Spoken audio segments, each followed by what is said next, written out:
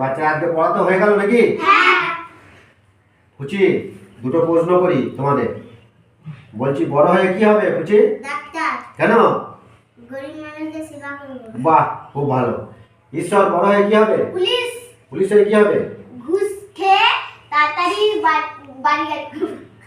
না, বড় হয়ে ওসব অন্যায় করতে নাই।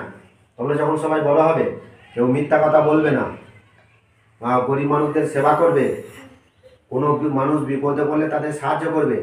মানুষের কাছে ঘুষ খাওয়া অপরাধ। বড় হয়ে পুলিশ হবে, ঠিক আছে, মানুষকে ন্যায় বিচার দেবে। কোনো সময় মানুষেরকে বিচার করবে না, অবহেলা করবে না, গরিব মানুষদের বিচার দেবে।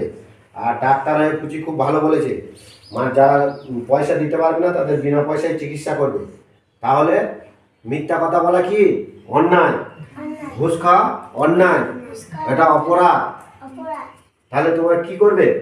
ভুল হয়েছে। আর কোনোদিন ঘুষ খাবে বড় হলে? না। বড় হয়ে ভালো পুলিশ হবে, লোকে তোমাদের সম্মান করবে নাকি সানাই? আর আজ তোমরা কি কেউ কোনো সময় বড় হয়ে মিথ্যা কথা বলবে? না।